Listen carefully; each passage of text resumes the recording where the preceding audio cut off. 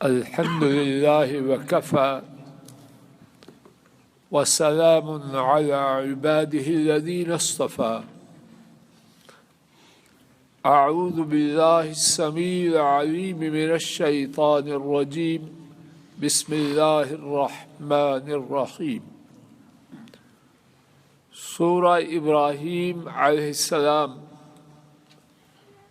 اس کی پہلی آیت شریفہ کے حوالے سے گزشتہ سبق میں کچھ عاجزانہ گزارشات عرض کرنے کی اللہ مالک کی توفیق سے حقیر سی کوشش کی جا چکی ہے۔ اسی پہلی آیت کریمہ کے حوالے سے دو باتیں مزید عرض کرنے کا اللہ کی توفیق سے ارادہ ہے، اس کے بعد انشاءاللہ اگلی آیت کریمہ کی طرف منتقل ہوں گے۔ ترجمہ سماعت فرما لیجیے، پھر وہ دو باتیں سنتے ہیں۔ الف لام را، اللہ تعالی اس کے معانی کو بہتر جانتے ہیں۔ کتاب ہم نے آپ کی طرف اسے نازل کیا تاکہ آپ لوگوں کو ان کے رب کے ان سے تاریکیوں سے نور کی طرف نکالیں، سب پر غالب نہایت قابل تعریف کی راہ کی جانب۔ پہلی بات جو عرض کرنا چاہتا ہوں، نبی کریم صلی اللہ علیہ وسلم لوگوں کو قرآن کریم کے ساتھ کہاں سے نکالتے ہیں اور کہاں لاتے ہیں؟ تاریکیوں سے نکالتے۔ یا اللہ، روشن خیال لفظ سنا ہے؟ روشن خیال کس کو کہتے ہیں؟ پرسٹر صاحب جی، جو دین سے دور ہو اسی کو کہتے ہیں نا۔ انا للہ و انا الیہ راجعون۔ اندھے کا نام چراغ دین ہو گیا، بہرے کا نام سمیع ہو گیا، خوب سننے والا، گنگے کا نام ابو کلام ہو گیا، گندگی کا نام عطر ہو گیا۔ انا للہ و انا الیہ راجعون۔ دین چھوڑنا یہ روشن خیالی ہے۔ نبی مکرم صلی اللہ علیہ وسلم لوگوں کو کہاں سے نکالنے کے لیے کہاں پہنچانے کی خاطر آئے، اور یہ قرآن کریم کیوں نازل کیا گیا؟ تاریکیوں سے، اندھیروں سے، ظلمتوں سے نکال کے روشنی کی طرف لائے۔ تو یہ جو لوگوں کو روشنی سے نکال کر اندھیروں میں پھینکنا چاہتے ہیں، ان کا نام انا للہ و انا الیہ راجعون۔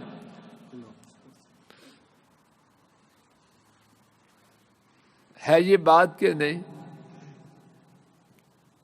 اور افسوس صرف اسی پر نہیں، افسوس ان دینداروں پر ہے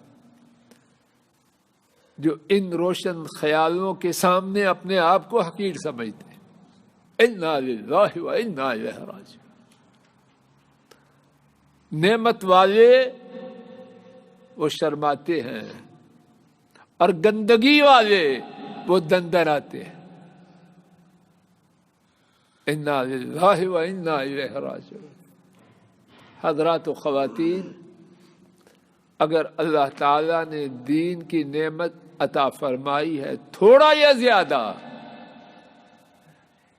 یہ بات سر جھکانے کی نہیں بلکہ اللہ کی رحمت سے سر اٹھانے کی۔ یہ بات باعث شرم، باعث ننگ و آر نہیں، باعث فخر ہے، تکبر کے لیے نہیں۔ تکبر حرام ہے، یہ رب کی نعمت ہے۔ وَأَمَّا بِنِعْمَةِ رَبِّكَ فَحَدِّثْ۔ اتنی بڑی نعمت رب کی اور ہم اس کو چھپاتے پھرے. آپ نے بعض نالائق دیکھے ہوں گے اللہ نے داڑھی کی نعمت دی ہے تو کیا کرتے ہیں؟ دیکھا کوئی ایسا بدبخت؟ دماغ خراب ہے، داڑھی چھپانے کی ہے. اور بعض بیٹیاں اللہ ان کو ہدایت دے پردہ کرتی ہیں، جب کسی فنکشن میں جاتی ہیں تو شاپر میں بیٹھ دیتی ہے. کسی انسٹیٹیوشن میں جاتی ہیں تو باہر کنٹین میں یا کہیں رکھ کے جاتی ہے. میں ٹھیک بات کہہ رہا ہوں ڈاکٹر صاحب؟ یہ ایسے ہی ہے. پگڑی وہ گندگی تاریکی ظلمتوں میں ہونے، وہ گندگی تاریکی اور ظلمتوں میں ہونے کے باوجود نہ شرمائیں تو عرش والے رب کی بندی ہونے کے بعد ان کی شریعت پر چلنے سے ہچکچاتی ہے. تیرا دماغ ٹھیک ہے یا خراب؟ اس سے دین کو نقصان پہنچتا ہے.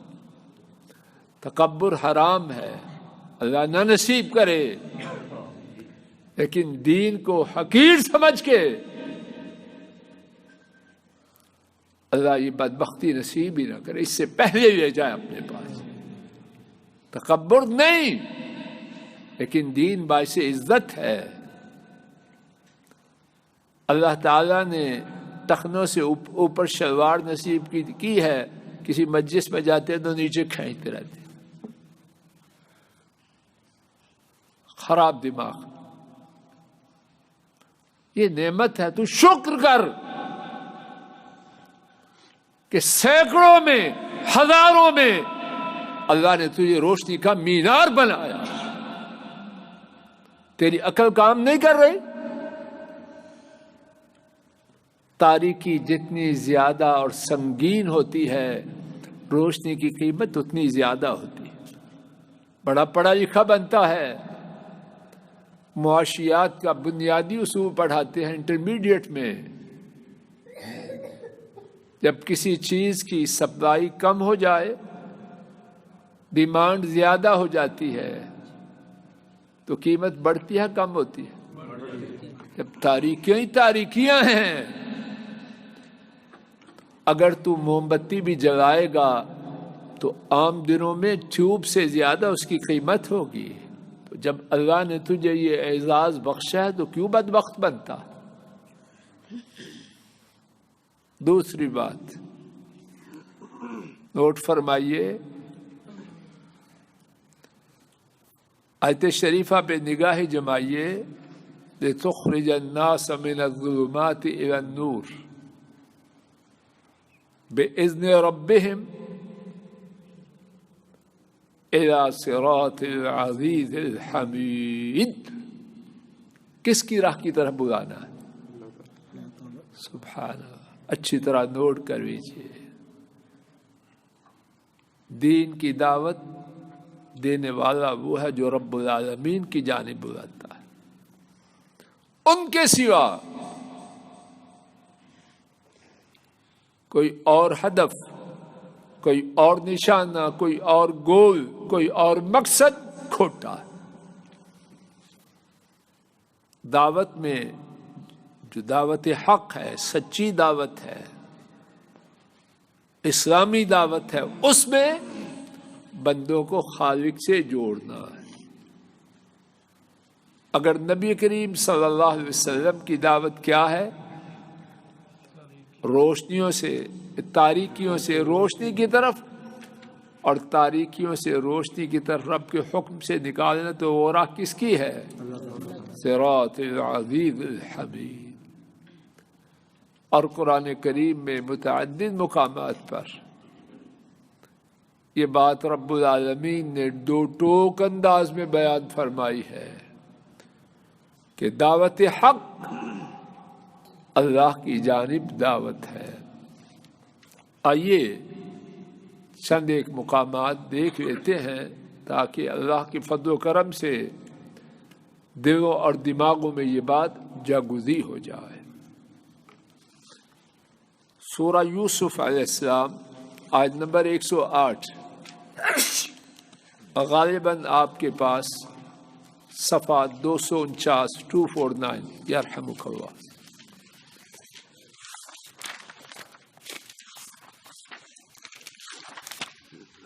کل ہادی پڑھیے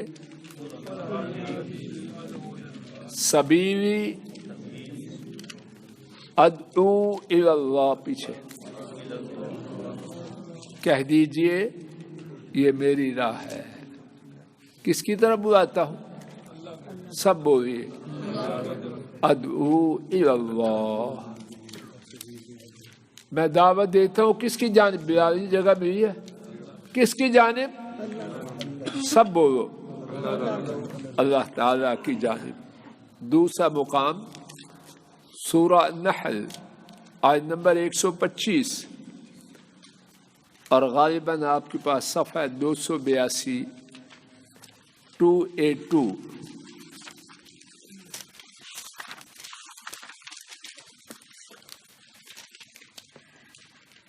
آیت نمبر 125 ادعو پڑھیے. بس دعوت دیجئے کس کی طرف؟ الی سبیل ربک، اپنے رب کی راہ کی طرف. صفحہ نمبر 481 ہے غالباً آپ کے پاس، نکالیے. سورہ حامیم السجدہ 24واں پارہ آیت نمبر 33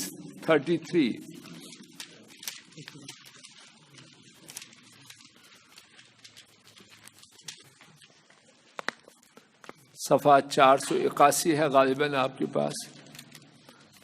ومن احسن قولا، عمر جی میری ہے، پڑھو زور سے، عمر پڑھو زور سے. ومن احسن قولا ممن، اور اس سے اچھی بات کس کی جس نے دعوت دی کس کی طرف؟ سورہ الحج غالباً صفحہ آپ کے پاس 341 ہے.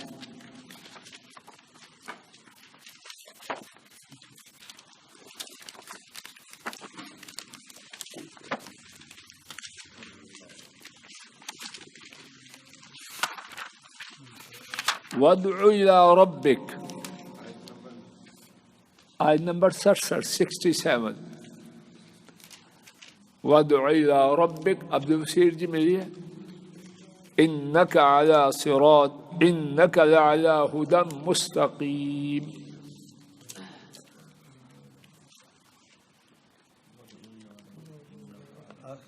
جگہ مل گئی ہے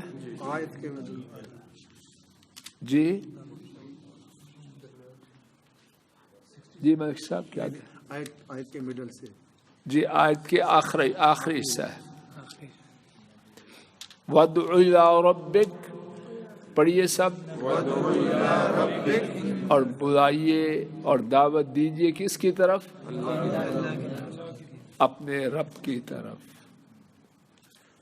تو دعوت حق، سچی دعوت، کھری دعوت کیا ہے؟ جو بندوں کو، مخلوق کو خالق سے جوڑے. اگلی آیت شریفہ